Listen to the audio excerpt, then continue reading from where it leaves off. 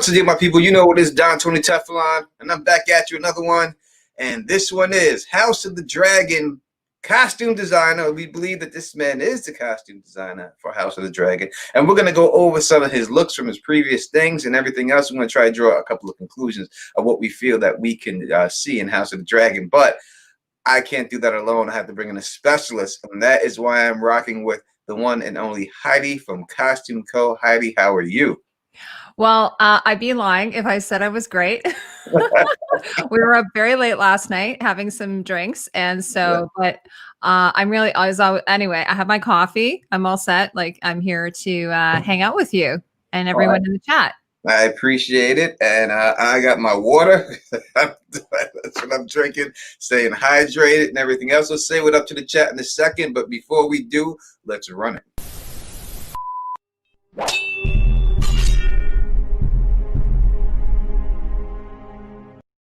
What up to everybody joining us right now? We see Amara is in the building. The Dragon Demands is in the building. What up to you? Muhammad is up rocking with us. Yuris Tosh. I don't know if I can pronounce that right, but hope you know. Latoya Fletcher is in the building rocking with us right now. Everybody is here. We appreciate you being here. You know what I mean? We're gonna talk some costumes.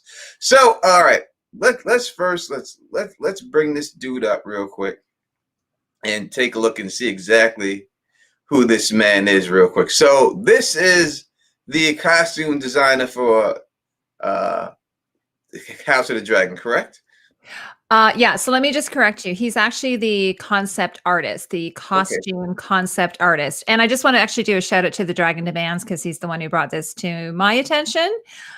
He's always got he's always got the breaking news going on. So yeah, he's a young man. He's actually, he's worked on a couple of big films.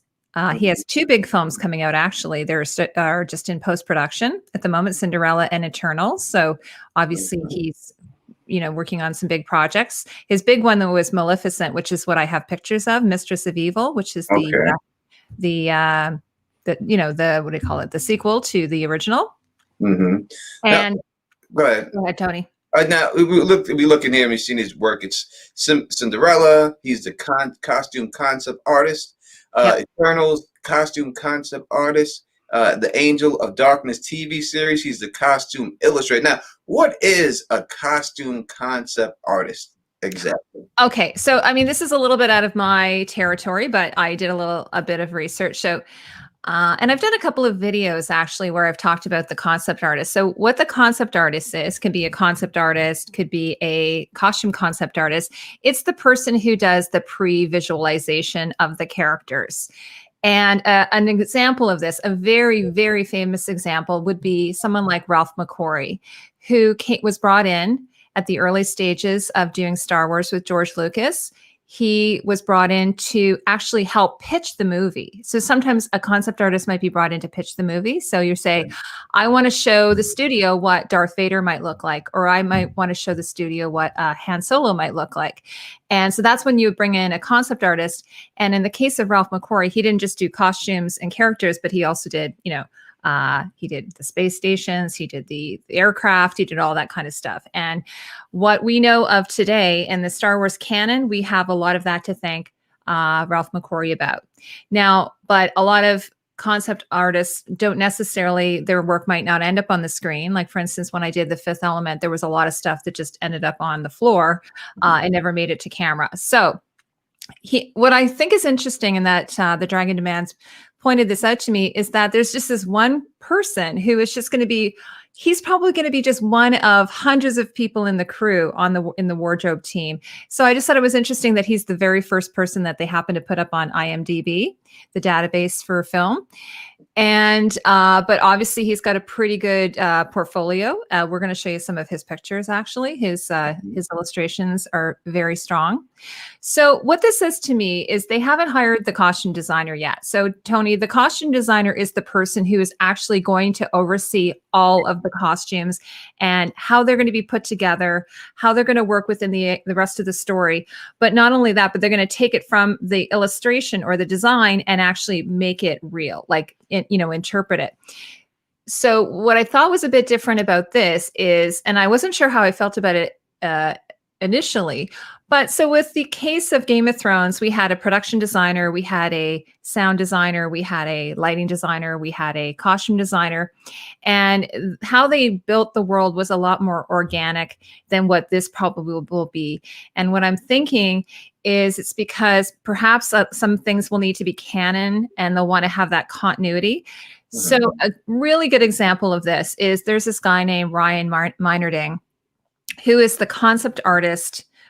principal concept artist for Marvel. So anytime there is a costume design of any of the characters, he's pretty much the guy who does it.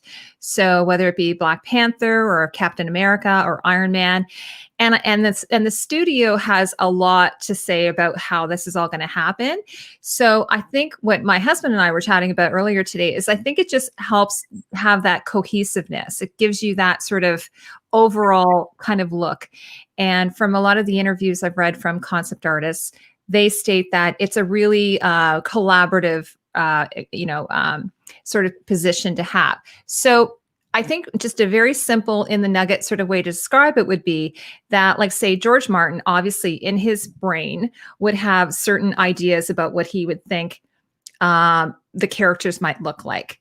And that could be very exciting. So him and Ryan Condal, who are the showrunners, they might say, hey, this is sort of what we would like the characters to look like. But George, not being the type of person who can draw, he would then describe it to someone like Benjamin and say, this is what I would like the character and the costumes to look like. And that would then be Benjamin's job. He would have to somehow get that onto paper.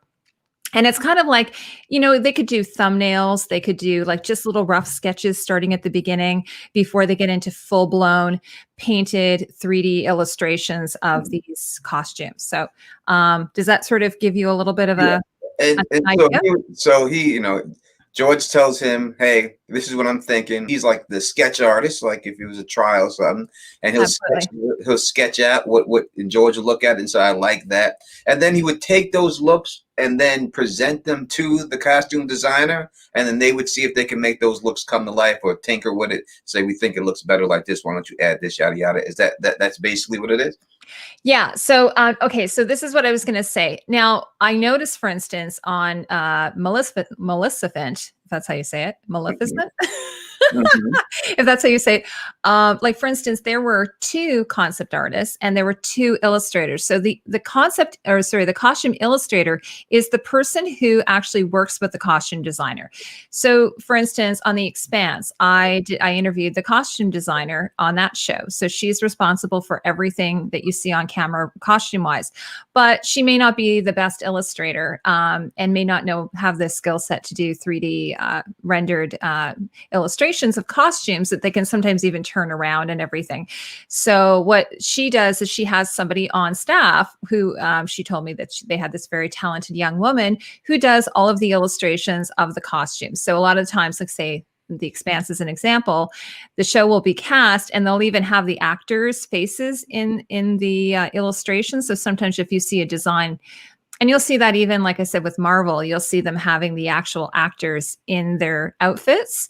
Like, for instance, if you look at Black Panther, you'll see all of the actual cast. Boseman was, in his face is in all of the designs of his costume. But one of the things that happened, for instance, when I was doing the analysis of that movie of Black Panther is, so Ryan would design the Black Panther, which, had gone across a couple of movies already. So, Ruth ended up inheriting that costume. But for her, when they actually were going to be in Wakanda, she wanted it was very important to her that they had, like, say, a motif of triangles in that, because it's an African symbol that's very, it's a symbolic sort of symbol and an ancient symbol. And she thought it was very important to have that in there. So her and Ryan kind of collaborated in a lot of ways. So he would have had the look of maybe the vibranium, if anybody in here knows anything about Black Panther. There's a vibranium that's sort of built into the costume, but then she wanted to have these series of sacred symbols. So that was really her doing in there. And she wanted to have some of those influences of all the different African cultural motifs throughout the costumes and have that nice sort of thread, and also have that sort of Afro future sort of look to the costumes as well. So I think sometimes I think you were very correct. It can be kind of a back and forth process. It may not be one particular person who says, okay, this is what they're going to wear. It will go back and forth. So it might go back to the director. It might go back to, in this case, I mean, it should be showrunners, not directors. And it might go back to George and he'll be like, well, I would prefer it be a little bit more like this. So they might go back and tweak it. And so it's a really sort of a longer process than at the very beginning until they decide to actually start doing fittings and building the costumes and so on. Yeah, so the guy's very credited. And it is interesting to me, as you said, that he hired they hired this guy first, and they put him out there first before they would hire the costume person. Now, wouldn't that costume person, the costume people who actually bring all the costumes to life, would you think that they would like to be hired first so that they could, really put their own twist on it before walking on into it, or is it better to have pictures already to look at and to work like that? From your history of working, which way would you have rather work? Which way is easier? Well, this is one of the things I was a little bit like, oh, I don't know how I feel about it, because normally when you have a costume designer brought in without any concept artists, a lot of this stuff happens what I would refer to as more organically. It would happen in the fittings. It would happen like the actor would have some kind of say about what they would wear. So say, for instance, Alina Headey, Michelle Clapton, who was the original costume designer, would do fittings with Lena Headey, and Lena would have some say about what she was wearing. A lot of actors would have some input about what they would wear. Maybe some, not maybe the overall arc of it, but at least how it would work for her character, which is what's different between clothes. Like just someone saying, hey, I'm a fashion person. We're going to go out shopping and I'm going to put some things on you. It doesn't matter what the individual as a person or thinks. It's really how it reflects the character. So a lot of these things might have to be still worked out in fittings. But yeah, you're coming in with something that's kind of pre-done. It would be a little bit of a disappointment, I think, as a costume designer to go into that.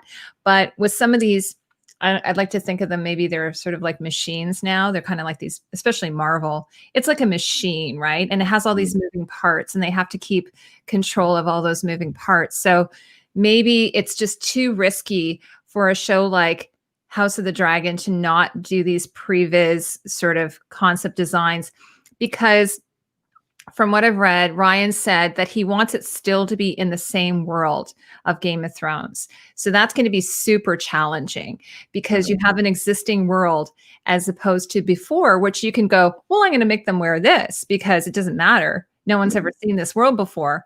But now that we've all seen the world and we know what the world looks like and we know what to expect of the world, there's going to be some challenges there. I will say that when dealing with Game of Thrones, that was one of my disappointments when they show flashback scenes, especially when they, Ned Stark when he was younger, and they basically had his father wearing like just about the same exact thing that Ned Stark was wearing. Like to me, styles change and from generation to generation. It should have been something much more different about it. It could have been the same concept, but it should have been different. I don't think that people wear the exact same things generation. Every generation changes stuff up somewhat. And it's drastic changes, every 10 years, but usually every generation changes things up. And I didn't like the way they did. He also is accredited in the movie Aladdin as a makeup artist. So he has a lot of skill sets here. I don't know if he'd be used in that capacity, but the fact that he does have that credit is telling that they hired a guy who has and makeup artists are kind of like illustrators of the face. Like I saw some of, he has actually, it's interesting. He has two Instagram pages. One is his makeup and then the other one is his illustrations. So they're kind of the same thing. Like I have a friend who's a makeup artist. She does makeup like face and body, and she's really an artist. Like I really think of her as being an artist because they do spray painting, like they do all kinds of different sort of artistry that you might see. And I've worked with her several times and she's just sort of, I really think of her as an artist. So I can see how that would transfer and how he has that skill set. For people who are asking if that's his CV, yes, that's his CV. That's actually from his website, but he is on Instagram as well. Yeah, we'll go through. We're going to go through some. I'm sure that's what everyone's waiting for, is to go through some of this man's pictures so that we can Yeah. actually see. Now some I've of got his work. some here, Tony. If All you right. want, if you can share, I can go through them with you. I have to do a Yeah. screen share with you, don't I? Yeah, you can't do. You can do it on right on your side. A screen. Yeah, share. I'm going to share it with you here. Okay, whenever All you're right. There we ready. go. Some of the stuff, yeah. So, so that just put that title card there. So here's some example. So everyone probably knows this. The dragon actually, he had posted some of this on his account on his Twitter. So these are just from his website. And you can see it has the stamp on there, so it's sort of official. But these are some of his illustrations. And they did, they ended up in the movie. Again, I don't know. I think in this particular case, he was not the concept artist, but he was the concept illustrator. So he might have, again, not necessarily have come up with this himself, but he might have just illustrated it for them. Just, again, to, this could be passed around. The other thing that's good about this, though, what I like about having these renderings is that, it's great because then you can pass it around to the cast and they can kind of see some of the ideas. So, for instance, a lot of the stuff that we saw in Black Panther that I've looked at, a lot of the stuff didn't end up on camera, but lots of really great ideas for what he could wear. And they might have said, oh, this is probably the best one. Let's just choose that. So it's a good way. I don't know if anybody's ever worked in theater here, but usually on the very first day of a play, you all get together in a room, the cast and the crew, and you do a read through. And then right after that, you have what's called a look-see. So you look at all the costume designs and the set designs, and it all goes around. And that way everyone sort of has an idea. So this is sometimes another thing, like on the first day of shooting, you might just have some of this available to everybody to have a look at. And then they kind of all know where it's going to be going with that sort of thing. So let me show you more here. So that's Maleficent. And this is not too far off of what they did in the show. I mean, you can see a little difference in it, but it's truly not too far off of what they did in the movie. So yeah, no, it's pretty close. Actually, it's funny. I was going to tell you, Tony, before I knew about this, I watched this show around the Oscar time, and I'm always sort of, when it comes to the Oscars, I'm always a little bit disappointed because the stuff that gets nominated is always the stuff that I'm like, it's all right. And then meanwhile, a movie like this didn't get nominated. And I was pretty shocked because I saw some close-up details of a lot of the costumes, like from an exhibit, and they were unbelievable. Like, they're gorgeous. But the one funny thing I shared was this one because, and I know, thanks, Tamara. I know that this particular concept artist, Benjamin, is a fan of Game of Thrones because I saw on one of his social media accounts, he shared a picture of Mel in one of her costumes and was talking about how much he loved her collar. So when I first saw this, I don't know if anybody else thought this, I thought this looks like Cersei Lannister. I was like, this person has totally taken some of this from Cersei Lannister, from her season 6 court costume that she wore. And when I'm talking about that is, I don't know if you can see can you see when with my pointer? Yeah, I see your point. So here, like this is called a gorget, which is like, it's armor, right? It's sort of a decorated armor. And then these are called pauldrons, these pieces. So there's actually a costume that Cersei wears in court. It's sort of like a tweed, but then she's got these, it's done with braid. Now, in this case, it's done with rhinestones and everything. So it's supposed to be very highly stylized, but I laughed at that. I was like, okay, yeah, that's totally someone's ripped off from Michelle. Do you think that's something that we could see in this show? Do you think that type of style would fit this House of the Dragon show? No, I don't think so. Because this is supposed to be like high fantasy, like it's supposed to be like Disney high fantasy. And I think the dragon actually, he did make a comment about this, and I totally agree. One of the things that Game of Thrones did is they did kind of bring everything down to a more earthly level. They did, even though it's a story with magic, it's a story with magical elements like dragons, obviously, and people, going into a fire and coming out alive. The clothes themselves, I think, are pretty grounded. And I think what Michelle had decided when she did the show, she was like, okay, where are they getting the clothes from? So that was very important to her. So this is like, super high, stylized. Now, it's not to say that maybe somebody in the court wouldn't wear something like a little bit over the top like this, but Mhm. I suspect it's going to be a little bit more grounded, like we saw on Game of Thrones. All right. So when I look at the casting of the people that they have so far, and I try to look at what I think what they would look like in their costumes, because costumes, behind the acting, costumes to me are the most important thing, right? They have to really make you feel like you're in wherever you're watching, that's authentic. And if the costumes suck, usually the movie sucks. Could good acting get past costumes? Of course, but most of the time, the costumes tell the tale. All right, so what are we looking at right here? These are some more. Okay, so Michelle Pfeiffer, who starred in the movie, she played like the evil queen, and that actually, this is sort of more her court costumes, Hmm. whereas this one is sort of her finale costume, where she's just like full on evil queen kind of thing. I don't want to give Hmm. spoilers away, but I probably did. Sorry about that, but the movie's pretty old already.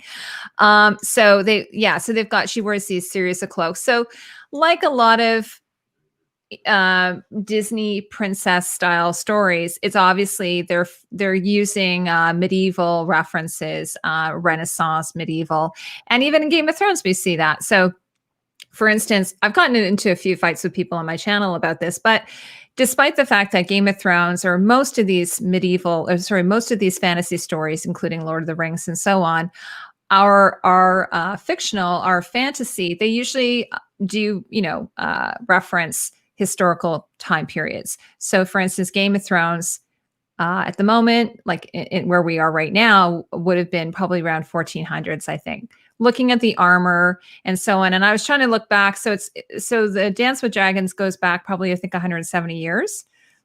Hmm. So I'm thinking we're going to be probably looking at like a slightly earlier medieval period, maybe 1200. So, So what would be like?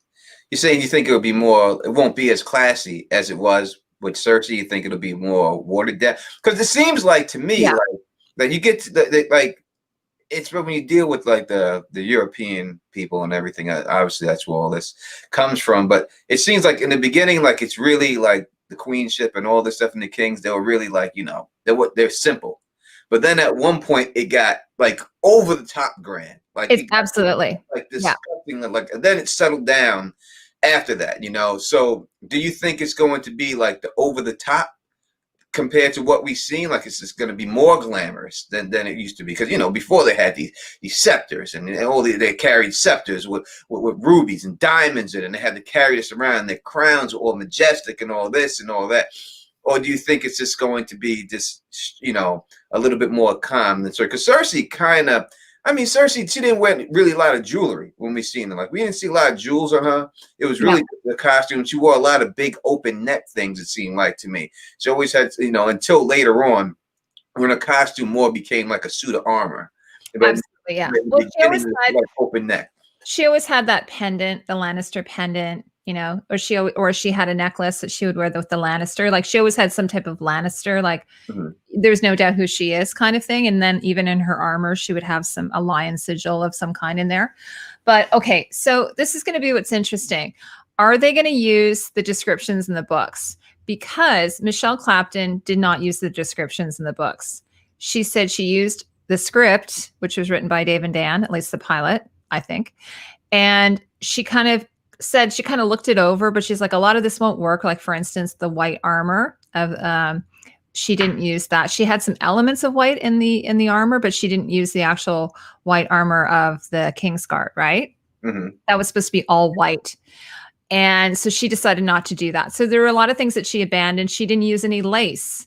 A lot of people are like, where's the lace? She used no lace at all. If you look through the entire movie, there's no lace. There's nothing knitted in the entire show. There is no ermine, which would have been a huge type of fur that what they would, I think I have a picture of ermine here actually. If anybody knows me from, so this fur trim here, that's called ermine, which is white with a little flecks. It's a typically royal type of fur, and only royals were allowed to wear that. So George talks about ermine because there's a lot of coat of arms that have ermine. So there's no ermine. So I don't know why she made these choices for the Stark. She decided not to use any jewelry on them, no jewelry. on the Starks, just these padded neck things. So she made all these decisions. So it's going to be interesting to see if they decide to change that. Like if they decide to add in. Which was also weird because the Starks, they had them with no jewelry or anything. Mhm. But when they sent Theon back, they sent him back all jeweled up. And then his father ripped up all those jewelry clothes and everything else. So Dragon the Man, he says, we're seeing the Targaryens at the height when the story first begins. When the story begins, peace over 50 years, I think it'll look a lot richer at first. I agree. I think that they should have, it should be more glamorous because they are in control. They're dragon riders, but it's got to be two different sets of outfits. They have the queen, so when I'm looking at the queen, Alicent and everything, when I'm looking at her, I'm looking more like a Marjorie Tyrell type. Yeah, I agree. Totally. Yeah, and in green, obviously. Yeah, all in green. But I think that's how they'll dress her, like something like more like her. That's what I see her as.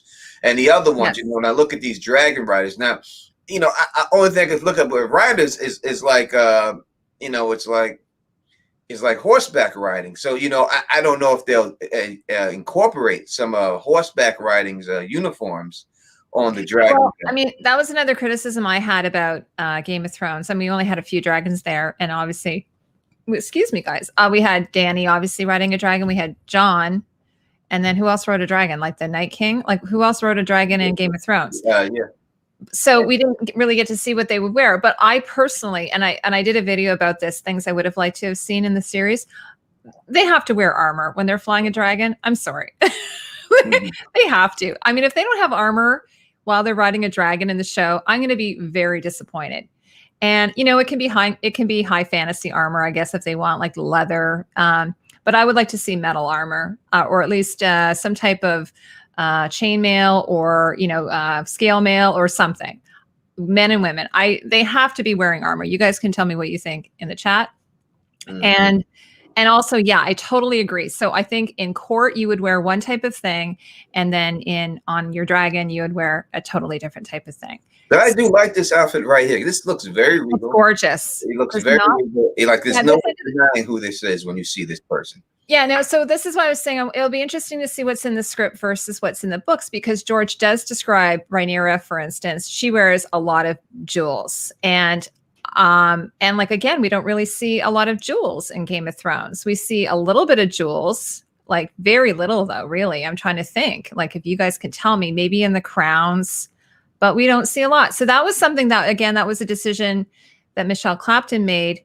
Very little jewelry, except for Marjorie. Like even her wedding necklace, I was like, really? Like I don't know. They spent all this time trying to choose her wedding necklace, and they ended up with this sort of dainty little thing that really wasn't a statement piece at all. So I was and she kind of went with a deco thing, which to me didn't really work as well as, say, something of that era.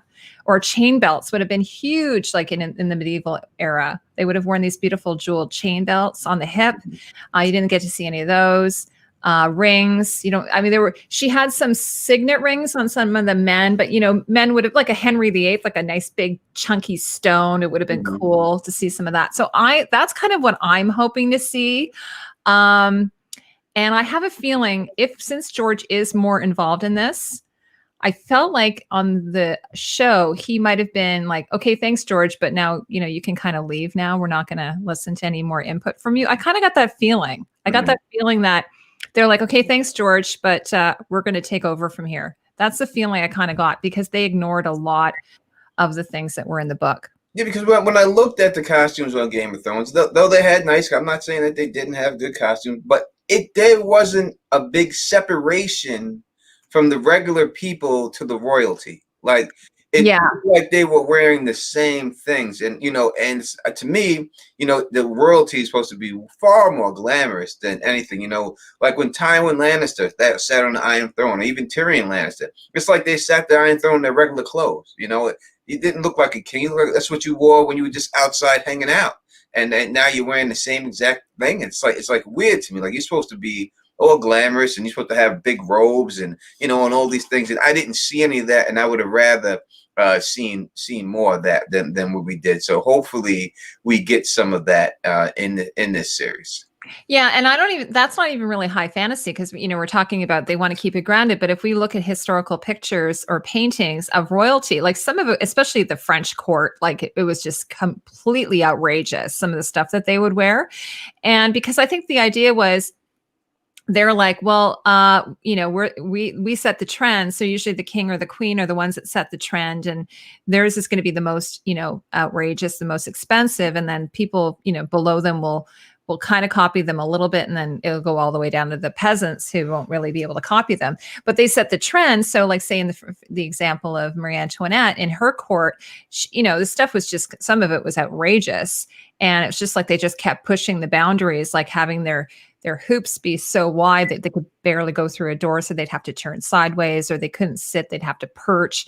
So I saw this one picture, I think it was Louis the 15th, where he's just wearing this coronation robe, and it just goes on for days, and it's all fur, and it's all wrapped around him. And he's got bows, and he's got like ribbons and plumes, and he's just like, looks like a peacock, right? Mhm. And so I would like to see at least the royal family dressing in that sort of way, because they should look more. They should. I don't want to just see them in leather pants and I don't want to see them dressed like in the regular stuff. I don't want to see them. I want to see them looking like royalty, and that's what they're supposed to be. So they need to look. They need to look the part. And I agree with the dragon demands when he says yes. There should be saddles on these dragons. If there's not saddles, Yeah. And the dragons themselves could even have armor. I know they have, like, I know their skin, technically speaking, is a type of armor, but like just an example in Game of Thrones, when we saw those arrows going, and we're like, why the fuck is he not wearing any armor? Like, what the hell? I mean, if we as human beings put armor on horses, right? Yeah. Then you would think that they would do the same exact thing to their dragons, right? So they would understand that they're willing to do that for a horse. A dragon's more valuable than a horse. You would think they would do it for a dragon too. I think this is and so what do you think, got them to bring in this guy? What show did he do that you think that they looked at and said, hey, this is the guy we want to work with? What they Well, this is the thing, because he's worked on these other two that are in post-production right now. So they've already been shot, Eternals and Cinderella. So obviously we haven't seen any of his work from that. I bet you that's what it was. The other thing it might have been is that someone who worked with him on that show. Oh, here it is. Angelina Jolie worked on that. Okay. She worked on Eternals. So perhaps because she had worked with him already on Maleficent, and she might have recommended him. That's oftentimes what it is. Like, I was reading about, like, how do you get a job as a concept artist? Well, you have to be a really great illustrator. Obviously, you have to be really good at working with people and have that collaborative thing. And you have to, and also there's a bit of who do you know, right? It's a little bit of who do you know? There's that whole sort of chestnut. This is another one of his. He does a really great job on Wings, I think. And he's young. He probably has a lot of energy and go-to. Yeah, he seems like it. Like, obviously, when you look at the picture of him, you can see that he's he's a quirky guy. Yeah, he doesn't seem like he takes himself too seriously, and I think that's a good sign. That means you're willing to take risks, right? And I think that he's going to bring that to the table when making these outfits. Yeah, absolutely. So it'll be interesting to see who else. Like, what I'm really excited to see is who will be the costume designer, because that's really what's going to set the tone. Like, so for instance, I don't know if anybody's into the new Lord of the Rings series that's coming out. I haven't been following it, but I will definitely be watching it. But the costume designer for that is Kate Hawley, and she was supposed to do Lord of the Rings in New Zealand. She's from New Zealand, so that sort of works well, right? But she's worked on one of my favorite movies of all time, which is Crimson Peak, which was shot in Canada. And I absolutely love her design. So when I heard that she was going to be doing Lord of the Rings, I was like, wow, this is going to be amazing. So I think until I know who the costume designer is, I'm still going to be like, okay, let's just sort of wait and see, because it's the costume designer who sort of sets the tone for the whole thing. And they have to work very closely with the production designer as well, who's the person who does all the sets and the furniture and props. So, yes. Okay. Well, I mean, this is me. I really would love to see the purple eyes, purple I don't know about you, Tony. I think we talked about this. Hmm. Yeah, I think they have to do it. I don't. I think that they got away with not doing it the last show, and the fact that they've done it in The Witcher Yes, and done it and have done successfully. a great job of it. They have done an absolutely great job. That I think that they truly have to do that. It won't. I think it'll be terrible if they don't do it. Let's put this back. Yeah, I'm wondering, I don't even know, like, has anybody found out what the reason behind them not doing that? Like, was it because I that think was on the Amelia Clark contract? said something that the contacts bothered her eyes or something like that. I know Arya. Now, this is different though. So Arya, the actor who played Arya, she had to wear those white ones where she was like blind. But Hmm. my understanding is the reason why those are really uncomfortable because they cover like your whole eye, whereas a color contact doesn't. It only covers your pupil and your iris. So I don't see. And then also in post, they could even boost the color. So even if they just do a little subtle purple, they can still. I think that's what they're doing in Dune because a lot of the there's that one people in Dune that have blue eyes, and when they did it originally in the original David Lynch version, I think all of that was done in post, so it doesn't look very good. But I think if they do the color contact and then they could always enhance it a little bit. So I really want to see that for sure. Yeah, the blindness thing aren't really contacts. They're this really big gelatin thing. Yeah. So that was a different thing. So I know that Maisie Williams was complaining that she had to wear those, but they were really painful, apparently, to wear that. No doubt about it. Let us not speak of the Lynch. I like the Lynch version. I actually thought the costumes were really awesome. Oh, Latoya says that Amelia Clark was allergic. Yeah, it was something with the eyes with her that she Okay. hack it. There's something about it. I don't know exactly what it was, but I know there was something about her Yeah. doing that and stuff. But I still think they probably could do something in post. I mean, I'm not a technical person in that sense, but I just think with what they can do nowadays, I don't see why they wouldn't be able to just do it in post. Yeah, I would think so too. When you look, these pictures, I think I like the second picture. I like that second picture of that queen. I think it should be something like, I think they should do something similar towards that right there. I think they should do something like this somehow, not this far, but not too far less, Yeah. I think the gloves, I don't think we've seen enough of the gloves. I think we need to see a lot of gloves and everything. I like the long gloves all the way up the arms. I think they should be doing some more stuff like that. Especially, this Targaryen get out, put a bunch of dragons on it or whatever house she's going to be representing. High Tower, put that in there. I don't know if she would. Yeah, she would probably still do. Even though she's married, would she do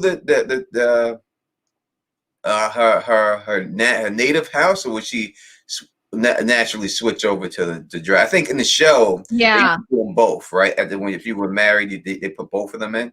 Yeah, I think usually what I've seen, like for instance, Marjorie Terrell as an example, because she was married twice or three times actually. So she usually kind of brings in a little bit of the house that is her partner, and sometimes they'll do a combination sigil. They'll have their own sigil that will be combined, and I did see that actually that some of the houses would have had their own sigil now, because you've got Targaryen married Targaryen, that doesn't matter. But if you have Hightower and Targaryen, they might have come up with their own coat of arms. Like, I don't know if you've ever seen, you guys, like you'll see like a coat of arms and it'll be split into squares. So you'll see like one square, one square, one square, one square. So sometimes that's what they're doing. They're combining the houses together. And then other times they'll just blend the two sigils together and create that. And from that color palette, they then would have the colors that they would wear. Or they'd have the surcoats over top of the armor, which, oh, by the way, that was another thing in Game of Thrones I was annoyed at. There was no surcoats or on the horses. Mm-hmm. So like I had a really great guy on my show one time and we were talking about armors on Game of Thrones. And he said there were no surcoats. So if anybody doesn't know what a surcoat is, when you're wearing a set of armor, you always wear a tunic over top of it, and it oftentimes will have your coat of arms. So if you're traveling or you're doing tourneys or that type of thing, it would show it. Now, what they did, like for instance, at the tourneys, they would have like Michelle kind of incorporated it into the armor. But there was another reason why you wore the surcoats, and it was to keep the metal from getting too hot in the sun. Like, so if you're wearing steel armor and you're in the sun, you would bake. So you would put this like tunic over top, and then oftentimes it would be on your horse as well. So you would see like a little kind of like a little fitted sack over top of the horse on top of their armor. So we don't really see a lot of that. We don't really see anyone wearing the actual sigil except for Cersei, who would have had it embroidered like on her sleeves and stuff. She always had some type of like Targaryen, or sorry, Lannister sigil on her sleeves, lion and so on. But we never saw anyone actually wearing a surcoat. So I'd love to see that. That's another thing I'd love to see. Yeah, so armor on and saddles on the dragons, and armor and surcoats and fur and Mirish lace and jewels. Is that a big wish list? No, I think if we're going to have royalty, they need to look like royalty. I think that's what it needs to be. I think you really need to have that separation between the regular people and the royalty. And I don't think they pulled that off good in Game of Thrones. I don't think that they had that separation. I hope that they do have that separation in this show. Hope we see a lot more of jewelry on these royal people. I just hope they look more gussied up, especially when they're on court and sitting by an iron throne and everything else. You need to have this, you need to have these people up there looking. I just don't like, it's like I said, I don't like, these guys just wearing the same exact stuff they were wearing outside right to the Iron Throne and sit down. It just seemed fake to me. Like, that's not the way it would be. I mean, Joffrey, they did try to give him he had a better wardrobe. He looked more kingly in his wardrobe than the others who came after him. And Cersei, they did try to do that for her, especially later on. But still, I think they could do more than that. I think it should be more. As this is the height of the Targaryens' power. This is when they're the most powerful. They should be flaunting it over everybody. That's who they are. Yeah, and that's what I expect to see. Yeah, no, I agree with everything the dragon's saying. And by the way, the dragon, he runs the wiki costume, like, Game of Thrones wiki. He is the administrator over there. The dragon, you can correct me if I'm wrong. So I've had him on my show because we've talked about costumes at length. Like, it's really always fantastic talking to him. And also I think the dragon, I think you've got like 2 masters in medieval history as well. So he's a really great person to talk to, by the way. But I know Michelle's saying that she didn't want it to have so overt, but at least with and I'm not talking about costumes necessarily, although in medieval history, you would see women wearing surcoats over top of their gowns with their heraldry. So she didn't want to do that, but at least I think it should have been worn on armor. I think that was too bad she didn't do that. But it was her design, so she can decide what she wants to do. Yeah, super chat from James Elliott. Thank you very much. Which is one character who may not care about their wardrobe? I don't think there'll be anyone who doesn't care. I think that, but obviously Nettles, maybe. Nettles could be someone that doesn't care. Obviously Blood and Cheese are not going to Blood and Cheese, yeah. They're not going to have a big wardrobe. They're going to be more cutthroat, so they probably won't. But anyone who's upper class, upper family, high family, they should all care. Trying to think of anyone else who would not care about their. I mean, Damon's going to care about his wardrobe. I see Damon more like. Oh, absolutely. I think they're going to go with a Jaime Lannister, the outfit that Jaime Lannister wore when he fought Ned Stark. I think they're going to go with a look like that for him. Let me see if I could pull one of those up. Yeah, it's going to be interesting to see. Okay, so this is supposed to be 130 years before. So it's going to be interesting to see what they do with the armors, like how they're going to think, like how do I describe this? There's a term for it where you have to go in reverse engineer it, I guess. You have to, so they'll have to take, like, say, the present world of Game of Thrones as we know it in the show, and then kind of reverse engineer it and think, okay, would the blacksmiths have, what kind of tools would they have 130 years earlier? Because that is quite a bit of time when you think about it. So for instance, we're in 2020 right now. So if it was 130 years back, that would be 1890. And that's like a huge difference in the types of clothes that people would have worn like 130 years ago for us. So you have to imagine that for them it would also have been, and the technologies that we have developed in 130 years, you have to think about the same thing with them. So, certain metals might not have been used 130 years earlier. Okay, well, so what he's wearing here actually is what's called a gambeson. All right. And what a gambeson is, and it's leather, which is sort of fantasy. A gambeson typically would actually have been made out of linen, and it would be worn underneath your armor. And it helped with a couple of reasons. It helped with chafing against your skin. Like you'd usually wear like a linen shirt underneath it. And it would also be just additional protection under your armor. So that's what he is. So Michelle in this world had decided that the Lannisters wore leather gambesons under their armor. So if you look at any of the Lannister men, they always have a leather gambeson underneath it. And it's asymmetrical. It has a bit of an Asian sort of flair to it. Because all the Lannister armor is sort of Asian influenced. I like it. I think that's. No, I love it too. I think this is what they're going to do with something with Daemon. I think it's going to be something close to that. I think that's how they're going to have him look when he's walking around. No, when this is regular gear, I think he's going to have something. I look close to that. Is what they're going to do. Yeah, and so. And it's interesting as well because for every culture in Game of Thrones, and this is one of the things I'm wondering, are they going to still use that sort of idea? So every culture in Game of Thrones has some type of cultural reference. So for instance, the people in the north are Inuit, or they're Sami people, the people north of the wall. I mean, the Lannisters are Japanese. I think the Dorne are like Persian or something. People, so every like the Dothraki are Huns, or I think I've got that wrong. There is some type of horse riding people in culture. Mongolians, that's it. Mm-hmm.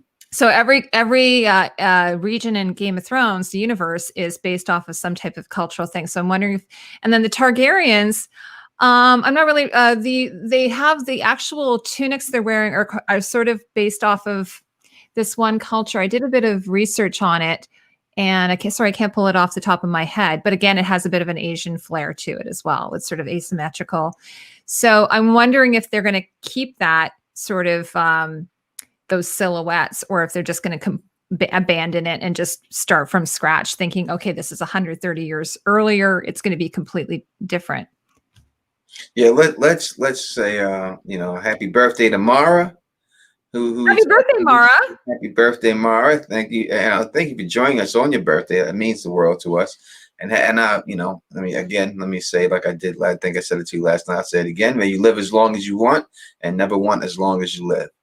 And many more to come, many more to come. Well, it all depends when people like saying things about Creek and Stark and all this. It all depends how far they go with the show, when they end the show. If it ends right after, I don't want to give stuff away or anything, but if it ends right after the war is over and we have a new king or queen, I'm not giving it away, but then you won't see a lot of him. That happens. A lot of his stuff happens after all that, so we don't know how far they're going to go with it, or if they just combine it and combine his part to come in a little earlier. So it all depends. You know what I mean? What they're going to show, how far. Like I said, I don't see the show going past 6 seasons max. Mm-hmm. I just can't see it. And they've only ordered, did you see? So they've ordered 10 episodes for season 1. And so it's going to be kind of probably similar, in a similar framework to Game of Thrones, where it'll be like 1 episode a week. A season will be 10 episodes, probably an hour long, maybe a little slightly longer. So we're going to be in a similar thing, and probably budget-wise, I'm assuming budget-wise, it's going to be probably on par, maybe a little bit more. It has to be, just for the fact they got to have all these dragons in it. So, there won't be any direwolves.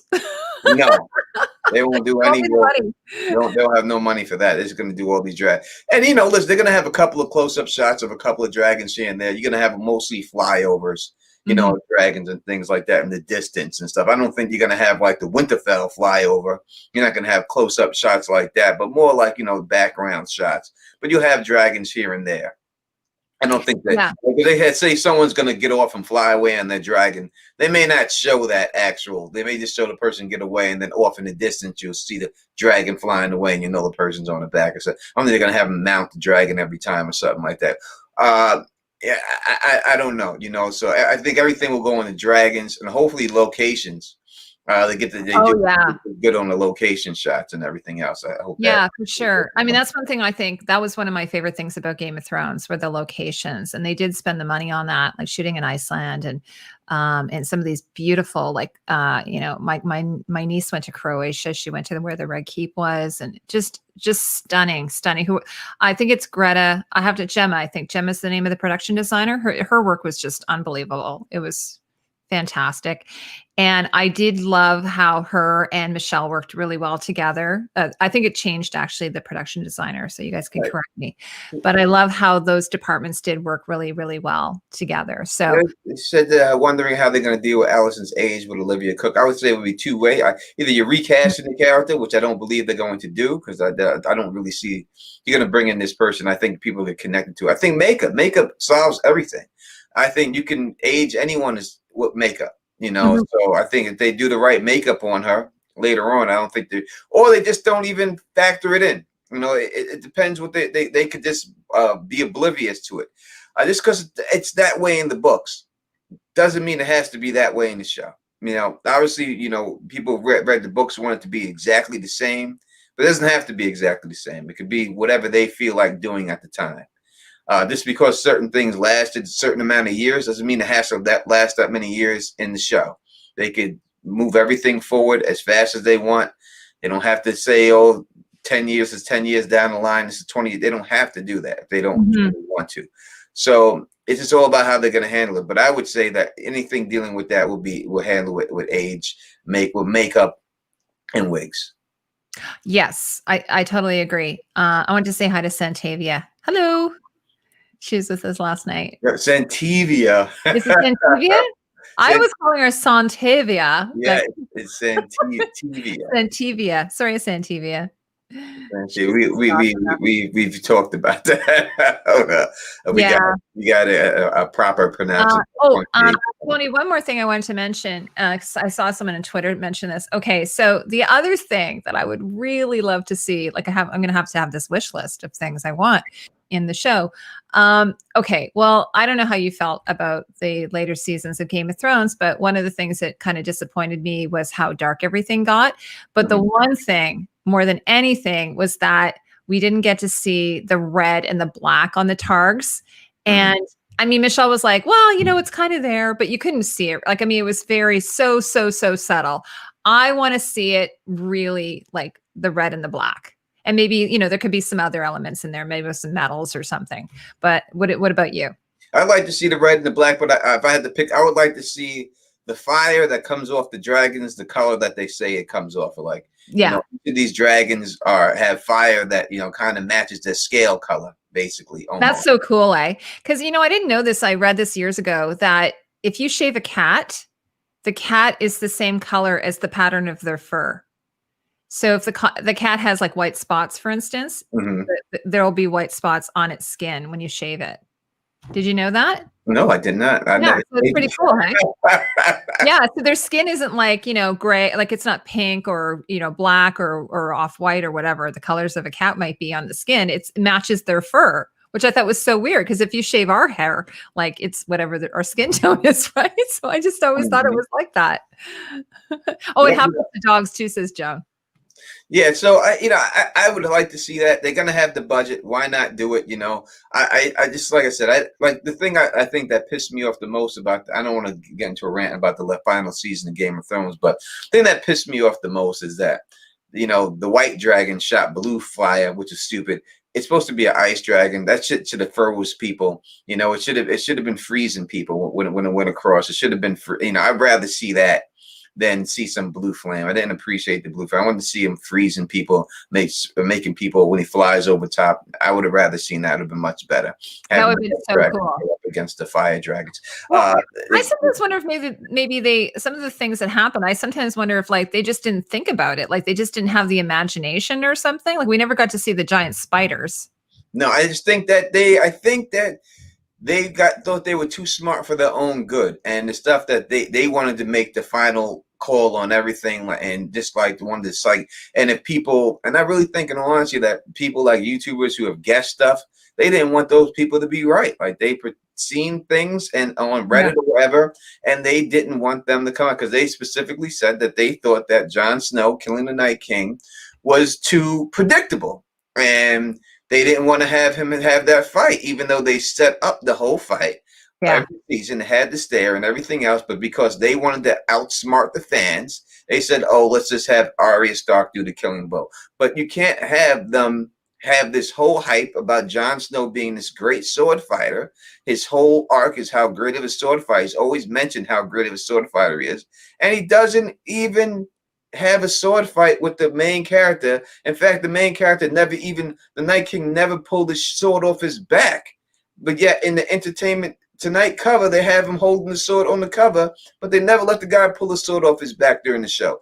And then you casted the guy who did the Arthur Wayne duel, who's the stunt double for Arthur Dane. He was the one doing the dual wielding swords. You bring that guy in to do it, and you don't even let the guy use his skills. So that was a tremendous misstep for me. Latoya Fletcher, thank you for super chat. Keep doing what you do. We are gonna keep doing what we do. You know, we're gonna keep going on. AK-47 has joined us in the building. Haven't seen that. What up? You know what I mean? So I just think that you can't have those type plot holes. You have to settle things, and I think it's easier. Even if you wanted Arya to get the final blow, and you wanted her to do the killing blow, you could have done that easily. You have Jon Snow fight the Night King, and you have Jon Snow get his ass kicked.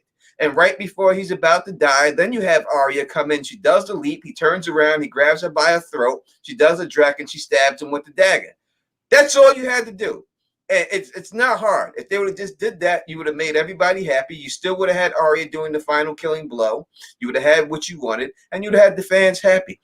But this having the Night King look like a punk, like, you know, when Jon Snow runs to fight him and he raises the dead around him and walks away, that's just stupid. And with a smirk on his face, that's just dumb. You don't do that. You know what I mean? You never do that. You got to have stuff flow the way. Hire me. I'll come in. I'll tell you exactly how to get it done.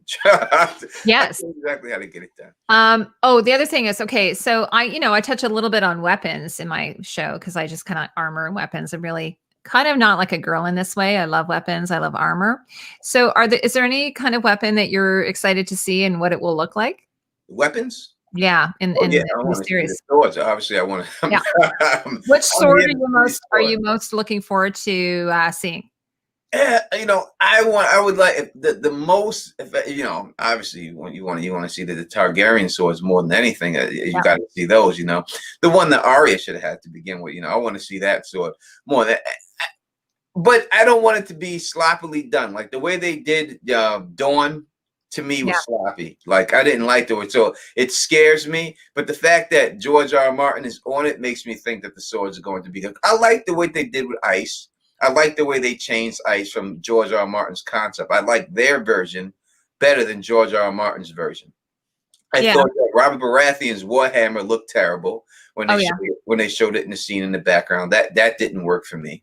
Mm-hmm. So it's all about how they do it. You know, you say, you know, everyone's saying Dark Sister. Everyone sees Dark Sister. Everyone likes Dark Sister better than Blackfire. Everyone likes that sort more. But yeah, Dark Sister. It's gotta be done right. You know, and I just thought that, you know, they could do something better with the Valyrian steel and be more consistent with Valyrian steel. You know, if you're going to have it, because you can't have, say, this thing cuts through everything, but then have the Hound be able to catch Brienne's sword in his hands. You know what I mean? If it's going to be that Valyrian, but the scene before, you show her shattering somebody's sword with one slice of the Valyrian steel. If you can shatter a blade with one slice of it, you can't have someone catch it in their hands. In another scene, you should should have cut off his hands then. Cut his hands right off. Should cut his hands right off if he touched it like that. So they have to be consistent with it. They can't do dumb stuff like that. And, you know, and I would like to see Valyrian steel look a little different than regular steel. You know, whether it's going to be a more Damascus steel look or whatever they're going to do with it. make it look different. It didn't look any different. It looked just like regular steel, and I want to see it look different. I want them to get that stuff right. They need to, if you're gonna have those swords like that, make them special like that. You gotta have it. You gotta have it work. And Well, that's it could kind of even look like obsidian, which is kind of, akin to, I so think, Lisa like Kingston's dragon glass. I'm sorry, it's Lisa Kingston's birthday too. Happy Oh my God, birthday to somebody's Lisa birthday Kingston. today. It Hi, is. okay. How are you? Hey, well, happy birthday to you, man. You live as long as you want and never want as long as you live. Let's get that. Yeah, Dark Sister has to be, great. You know what I mean? It has to be. It has to be a great. So they have to really make these blades look good. You know what I mean? And that's what I'm hoping. And we'll see. We'll see. We'll see if they get that right. Hopefully Yeah. they do. George is on it, so there's no excuse. If it doesn't get right, then there's no excuse because he's on it. And if he doesn't get it right, then it's not gonna ever be right. this will be it. You got a lot of Capricorns in the Teflon TV fan. Yeah, I'm the main. Totally. I'm the main Capricorn. Yeah. Oh, Anyway, I was going to tell you guys. So, like in between like Christmas and New Year's, I like Tatiana, who was on here last night, that you got to meet her for the first time, was awesome. mhm. And so her and I have talked about, because I did this series of videos about the Game of Thrones prequel characters, including the Dance of the Dragons, and just sort of how they were described in the book, and how some concept art, actually, like, fan artists have described them or come up with some ideas of how they would look. And so I, featured all these different artists in the videos, because it's sort of interesting how everyone has, like, some of them aren't completely fleshed out in the books about how they would look. So it's always interesting to see how people will imagine them. So there's probably, we were talking about the casting. There's probably going to be some people who are disappointed at some of the casting, may not like it, but I'm going to be one of those people. I'm going to be optimistic about how this is going to end up looking, and how once we get everyone in their costumes and their wigs and their makeup and so on. So I'm going to be optimistic about it, and I'll hope show for you. the best. Let me stop. Is that it's there? No, I think it's already sharing it. All right. Yeah, Damascus steel. Yeah, I was doing some research on Damascus steel, which is because it's got like a watermark in it. Yeah, I want it to look like that. I think I can get Mhm. a better up close shot. Let me see. Than that. Let me stop sharing this. To be fair, just so everyone knows, those are not actual Damascus steel. No. Apparently, it's very rare. Yeah. I did find one example, like in a museum, but it's very rare. But it has that, so it's distinctive because it has that sort of watermark, almost like a wood grain kind of look to it, like that. Oh, isn't that beautiful? Exactly. This is what I want the sword. Gorgeous. Like, do something like that with them. You know what I mean? Yeah. Because that's what, when you hear about them in the books, you would think it's something like that. That's what I want. I want this to look special. Whether it's it doesn't need to be. Oh, it's my mother is in the chat right now. Oh, you're kidding. Yeah. What's her name? Huh? Claudette. Oh, hi, Claudette. Hi, Tony's mom. That's so cool. No, I did read that George did base Valyrian steel upon Damascus steel. I don't know if anybody else had read that, or if it's true. It may not be true. It might have just been like one of those things. But that would be very cool if and they could easily do that. They could easily do this in the prop department, make swords and weapons look like that. Even armor. Now, is there any Valyrian armor in the story? Now there is one recently. There is, but we don't see any in the main story. Now in the main story we have Euron Greyjoy. Yeah, Euron has it, but is there any during A Dance with Dragons? Not that we hear. We don't hear anything about Valyrian. It's the first of Valyrian steel armor. You would think they would have something like that, right? But we don't hear about it. So that would be very cool. But I would definitely like to see a sword like that. I would like it to be something like that. That would be ideal. I think that what I read about Damascus steel is it's kind of like alchemy. Like they don't exactly know what the properties that went into making it look like that. It was like one of those sort of lost recipes sort of thing. But in terms of recreating it for a prop, they could totally do that. they could totally give it that sort of patina or what have you. Yeah, and you make it, Really make it. I think Blackfire is supposed to be. It's supposed to have like a reddish. Make it the blade red with those black swirls on it. Do something to separate it from normal swords. You know what I mean? Just make it look different. Make it look better than just some normal sword. Make it look coveted, that somebody wants to have it. And I think that if they do that, you know what I mean, and everything else. I hope it goes. Ma, I can't really have a conversation with you while I'm doing the stream, but yes, I am staying safe. I hope you're feeling better, and I hope you're feeling okay. Oh, your mom wasn't feeling well? No, she wasn't feeling well for a little while, but now she's doing. Oh, I'm sorry. I hope she's feeling better now. All that, and I am staying safe. I hope she's safe. Doing the same. Does your mom live in New York State? No, she lives in North Carolina. Oh, okay. Oh, wow, you guys are far apart from each other. Yeah, it is. Well, that must be hard. It's hard. Every day is hard, right? So one way or the other, it is, and stuff like that. So yeah, Claudette, you have a very lovely son, by the way. He's very charming. Not like a Daemon Targaryen charming, but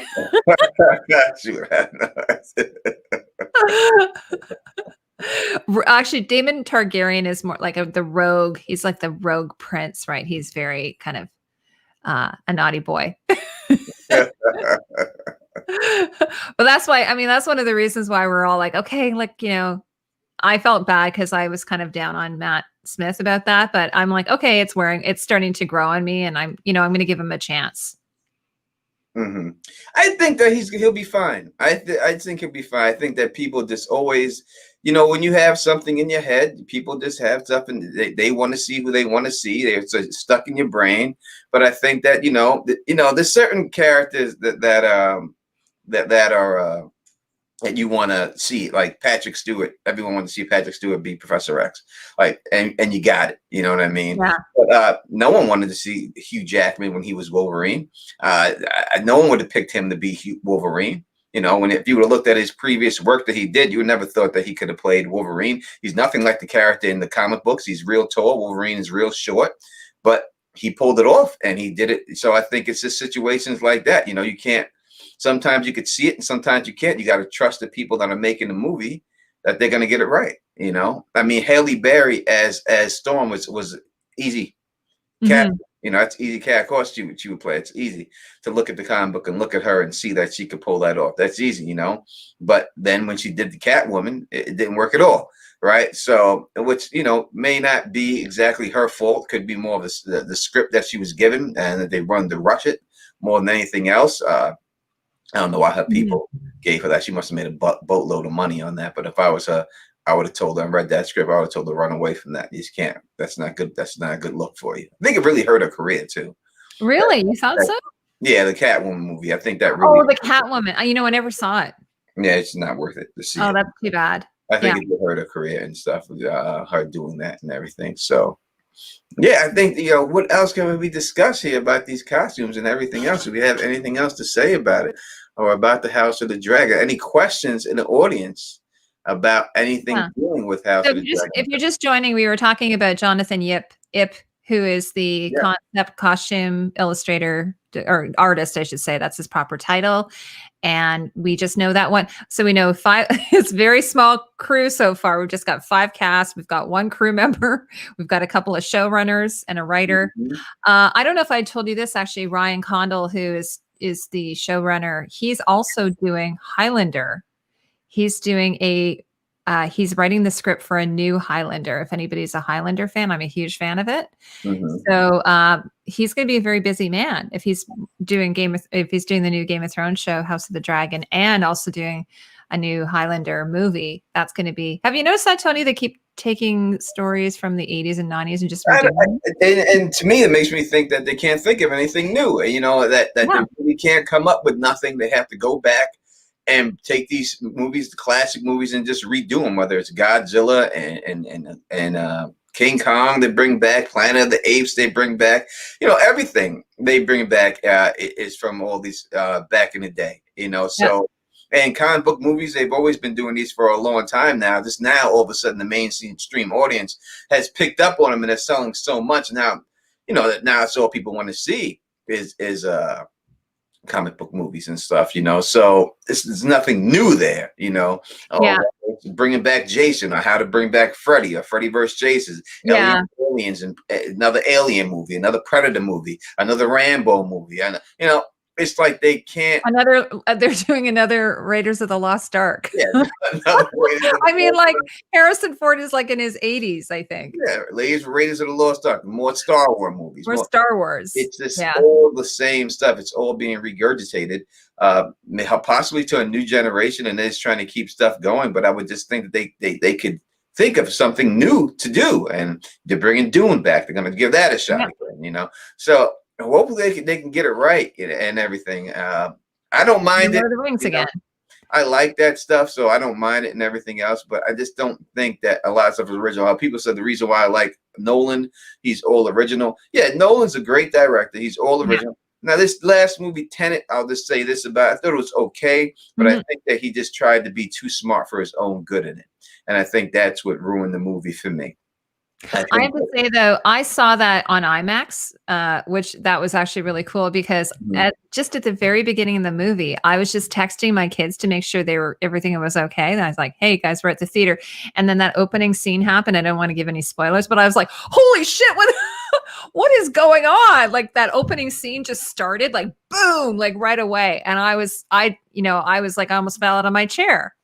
So for me, that opening scene, I think it's actually on YouTube right now, but it's not going to be as cool if you watch it on your computer or your phone as actually being in this. And so I felt like in terms of the movies, the story wasn't that good, but I loved a lot of the concepts that he brought to the story. I thought it was cool. And the costumes were amazing. For me, it's like I'd rather watch stuff in my house. I have a better TV screen than they do in the movie theater. I have the Dolby Atmos surround sound system in my house. So I have just as good sound that they got. I'd rather be on my couch, watch the movie, be able to eat what I want, and not have to worry about no one by me. Not even get dressed if I don't want to. I can't say so. My mother's here, so. Yeah. By the way, Tony, are you wearing a Letterman sweater? I am wearing it. I love that on you. This is a polo Letterman. It's so nice. It is so nice. Well, I love that. Yeah, I appreciate it. You look very handsome in that. You always look good, but you look especially good today. I appreciate it. Do you think we will see new castings before January? Well, January is right around the corner. I don't know. I mean, maybe a confirmation. You may get a confirmation, but that would be more. All it would be. I don't think that we can get new people. Confirmation. Oh, my bad. You may get a confirmation. Oh, sorry about that. I think. Well, okay. So the show's coming out in 2022. So they have to start shooting now. Like Yeah, I think that they would have to get that start getting it done real soon. Like if they do like the April dates, like they do with Game of Thrones, maybe it won't be April dates. They have to get it in the can, and then it has to go to post-production, and that's going to be huge, just post-production. So they must be. It's in pre-production now, so it's possible that they're already. Yeah, of course. It's a chorus with Valerian. I think we could get confirmation that actor did get the role. When that comes down to it, I think if we were going to get anything, it would be that. Yeah, because it's not on IMDb. It's not on IMDb yet. So, but the dragon, are you the one who released that detail? How did that come about? He has a source. Oh, that didn't get released on IMDb yet? No, it's not there yet. So, but it sounds like it's a pretty credible story because he had come out with Matt Smith being cast, and then it was released a couple of days after. So yeah, Danny Sapotny. Yeah, I think he'll get it. I think that there's no reason that they put that story out there if they weren't going to give him the role. I think he's got the role. I think maybe they do that sometimes for a reaction before they, put it out there and stuff. But I think he's got the role. I think he'll beat it. If he's not, I'll be upset. Yeah, me too. I think he's going to be fantastic. I loved him in The Alienist. Oh, sorry, was it The Alienist? Is it? Yeah, he's in the. No. Sorry, he's in Penny Dreadful. He did 3 seasons of Penny Dreadful. He was fantastic in that. Yeah, he's gonna do great. People are, a little bit upset about, not upset with people saying that, it's not a Targaryen look, this, that, and the other. But you'll see, it's gonna work out perfectly Mhm. fine. That's like I said, a lot of people just don't, you don't see it. It's because you're not in the castle room. You're not seeing him read the lines. You're not hearing him read the lines or anything else like that. So, Well, but the I one, think the I one mean, I was thing kind of we like, I mean, the casting in Game of Thrones is very like waspy, and I would love to see a more diverse cast. I mean, we have this thing in Canada. I don't know if you guys know, it's called Stratford, and it's a big, theater festival, and they came under fire because they do a lot of Shakespeare. That's sort of what their festival is about. And they would cast like basically, all white people, except for maybe Othello, which would, they cast one black person in that role. But so they came under fire. Like, why aren't you hiring more non-white characters or actors? And they kind of came back with, well, if it's like a what do they call it, a parlor room style play, you wouldn't have a person of color in a parlor room. And I was just like, that is such bullshit. So for Game of Thrones, for the new show, I really want to see more diversity. I want to see it. Like The Expanse, I think they've done an amazing job with the multicultural cast that they have. They have people from all ages, all different looks, all different backgrounds, beautiful, not beautiful, handsome, not handsome. And I would love to see more of that in Game of Thrones. As long as as long as the actor works in the role, I'd like to see it. Yeah, I could definitely do that for you if he gets confirmed. Can you make a shorter video Mhm. of how it doesn't change the story? It doesn't change. Keller it's not a factor in the story. There's a couple of ways that they could do it, but I think I put it out there in my video. You can obviously make the house strong, a black house too. There's different ways to do it. Yeah, there's a lot of different ways that it won't change the story and stuff. I mean, there's only one plot point that paternity that really hiccups the thing a little bit, but that's easier exposed. Like I said, I know black people who have kids with white people. You couldn't even tell if those kids were black. So Yeah. it's all about, it's easy if that's what people are worried about. That's not a problem and stuff at all. I like the one casting person who did he was doing the he did the audition. I don't know if it's a real audition or not. Did you see that? No, I didn't. You didn't see that? Let me see if I could find it Oh, for cool. you. I'd like to see it. I could see that thing. I think Gray posted it. Yes, Alicia, The Expanse is awesome. Actually, Alicia and we were talking about maybe doing The Expanse because I'm watching season 5 right now of it. Although I fell asleep. I feel bad because I started watching it on Friday night, Tony, and I work during the week.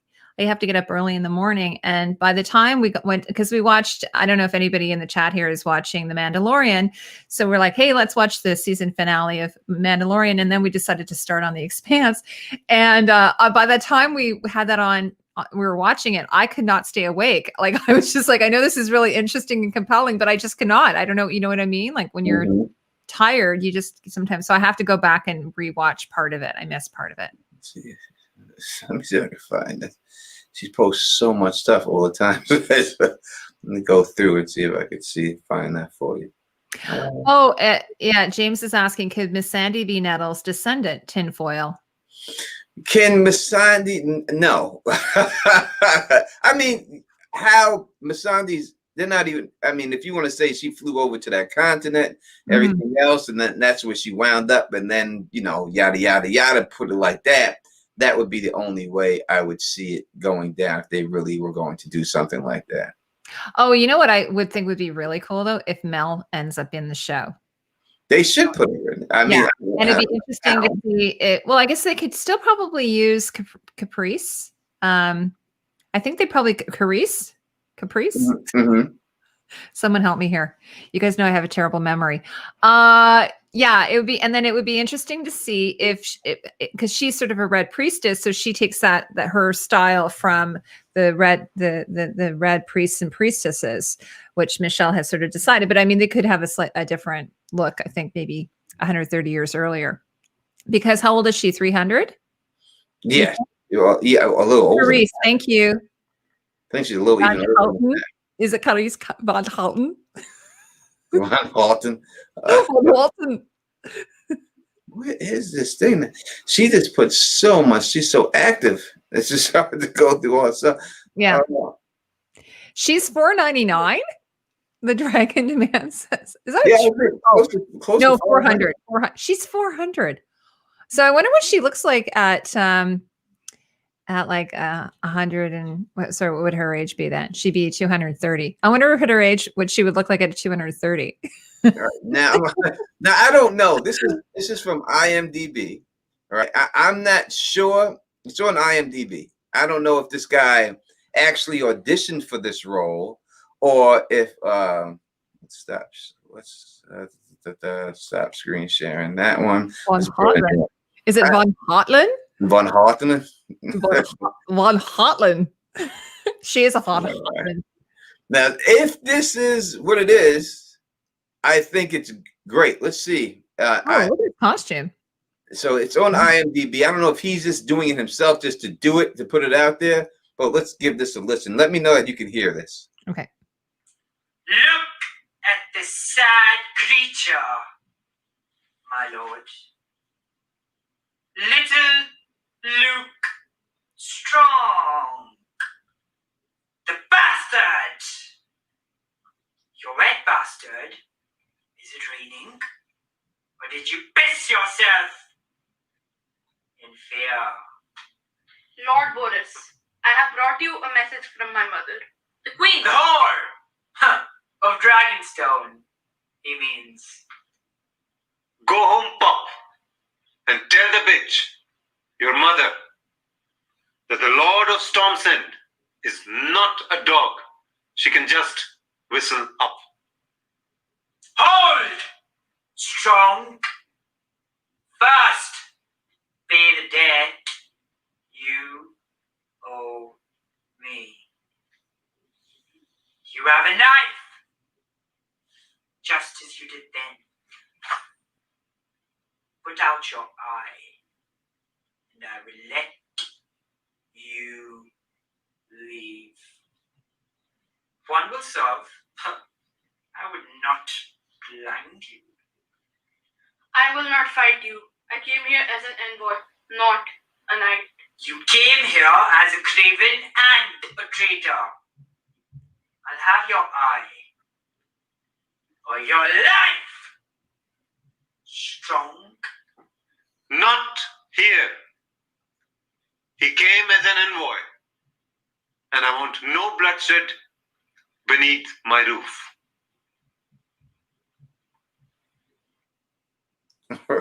Michael has been at my back all night. Well, I wonder. He might be just doing this as his real. Sad creature. Let me end this real quick. Sorry. Let's stop sharing. Little Luke. Yeah, that might be just a reel that he's created for auditions. And just put it on IMDb to do it. Oh, did he put it up on IMDb? Yeah, it's up on IMDb. Oh, because I have a feeling auditions would probably be, at least right now, they would be, subject to non-disclosure agreements. I think it's an interesting scene he chose. He did a great job. I think it's a very interesting scene that he chose. And that's a scene that has to be, you know what I mean, in the show. Like, you have to have that scene in there. Mm-hmm. You know, I think he did all right. I thought he was all right. But, I didn't think it was terrible. I think he did a pretty good job. You know what I mean? No, I thought it was good. I think, but I think that's what it is. I think it's an audition reel. So like actors will sometimes take certain scenes and they'll do them, and then that will be. So mean. She's like, yeah, she thinks it was pretty bad. Oh, really? I thought it was actually pretty good. I thought he was good. Everyone that's gonna have their opinion whether it's good or bad. I thought it was funny, but I just think that when you're looking at it, you know what I mean. I think that scene that he picked was a good scene to pick because that scene has to be in the show, and it has to be just like that. So I think he did his homework for picking that scene. And listen, he gave it a shot, and I would like to see more Indian people in the show. I would love to see more Indian people in there. So hopefully we can get some people in there. I don't think he was terrible. I don't think he was great. I think he did a good job. Renee's, I thought he was awful. Aww. I mean, it's what it is. I think is probably a little bit over the top. Oh, yeah. But His eye movements are a little crazy. yeah, and it sounded Yeah. like he might have had family members reading the other parts for him, and so that's sort of hard when you're not, because usually you do monologue when you're doing it, so that way you don't have to have someone reading your lines. But typically, when you do an audition, someone is reading the other lines for you, and then you're. Yeah. Listen, he gave it a shot, but I do think that it's good just to see that. So it's has good. that gone viral, like that video of him auditioning? Maybe he'll get some work from it. He might get some work from that. I would love to see him get some work. He deserves it. Why not? He's putting it out there, Like Rosaria Dawson, apparently her character in Game of Thrones, she was fan cast in that. She actually wanted the part, but a fan cast her in that role in The Mandalorian. And that's partly why she got, so, I mean, sometimes these things do, I mean, she's already a pretty well-known actor, but sometimes these things do happen. And she's getting a lot of work from that role too. Now she's going to have her own series in that role and everything else. So, she's going to be doing it. And once you're in, I think, when you get, it's like old school Hollywood, right? And I think that's what it's coming to again. Where back in the day where you worked for a certain studio and you got in with that studio, you did all the movies for that studio. I think Disney is doing that. Like you're getting in that Disney umbrella and you'll spread across a lot of Disney products. I think they're trying to bring that old Hollywood, you working for this studio element back to it and stuff. So yeah, like I'm doing a video right now, and this is one of the things I was thinking about these concept artists today, is I'm doing a video on some, old Hollywood actors, and one that I'm doing right now is Marlena Dietrich. And so she worked with the same costume designer, like pretty much every movie. She worked with the same director, the director who discovered her. And she worked for Paramount. So she worked, her first film was with the German wing of Paramount, and then she came to America. So there was some loyalty there at that time. It was a very, very different way of doing things. And what I was reading is, like, a lot of times, like, someone like Edith Head, who was a really famous costume designer, she wouldn't do any of her illustrations. It would be, in fact, I don't even think she knew how to draw really that well. So she would be like, okay, draw this. Like she'd have like a girl doing all her drawings for her, like, whereas it's a more modern thing for, I think this actually comes out of theater, where a costume designer will do their own illustrations. But back in the golden age of Hollywood, a lot of times they didn't do their own illustrations. So I always think that's a really interesting thing. And a studio would have one costume designer. So say Disney would have one head costume designer, and that person would be in charge of all the pictures. Wouldn't that be crazy? It would be crazy. It would be. Yeah. It was in those studios back in the day. They just ran your life. Like, it was a different, like, listen, when you're in that studio back in the day, you had to sing. Like this is mandatory to be an actress. Like you had to sing, you had to dance, and you had to act and perform comedy. You had to keep your weight at a certain weight. Like they controlled every aspect of your life. You couldn't talk to people unless they wanted you to talk to. You dated who they wanted you to date. They put you out there. It was a straight, I don't want to say slavery, but it wasn't far off the way they controlled these women, especially in these studios. They every aspect of their life had to go get approved for the studio and everything. Yeah, absolutely. Yeah, it was funny because Marlena Dietrich, she was actually married. Like I'm just reading about her past. She was married with a daughter, but I mean, she basically lived away from her husband because she was never there. He was over in Germany, in Berlin, or like East Germany, and she lived in Hollywood. And basically, she was in love with her director. So she had multiple affairs apparently. And I was reading that she really hated her body because, like, they wouldn't let her eat. You weren't allowed to eat. They limited what you could have because they wanted you to be slim. And so she was already sort of naturally a little bit curvaceous. So they were like, nope, you can't eat. So she was saying she was starving herself to death, but meanwhile, she wasn't losing any weight. And so she was always very self-conscious. And meanwhile, when people think of Marlena Dietrich, they think of her like as the ultimate glamorous, beauty. Mm-hmm. So it's interesting how things were back then. But I'm kind of glad we've moved beyond that because it was awful. And they used drugs. They drugged them. That's the other thing. So actors have it better now than they probably have ever had it. And they're making more money than they ever had. They're making more money than they have it pretty good now. I mean, having worked with actors a lot, things are pretty good for them. for the crew, not so much.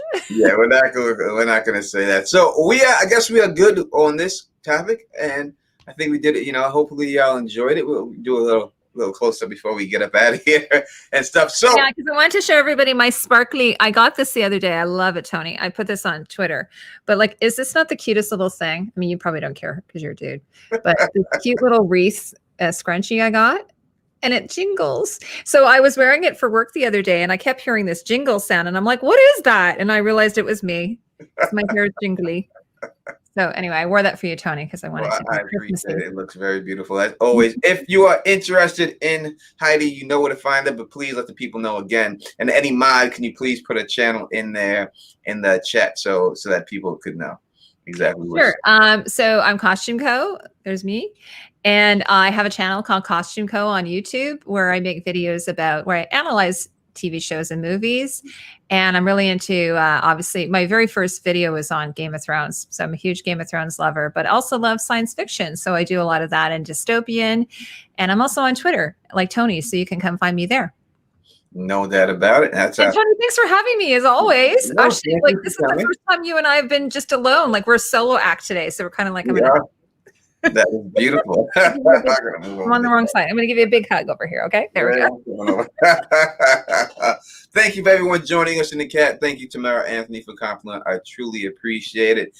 And if you like the way I do this, please thumbs up this. Please spread this across the realm. And please subscribe. And until next time, you know who it is. Peace and stay sexy.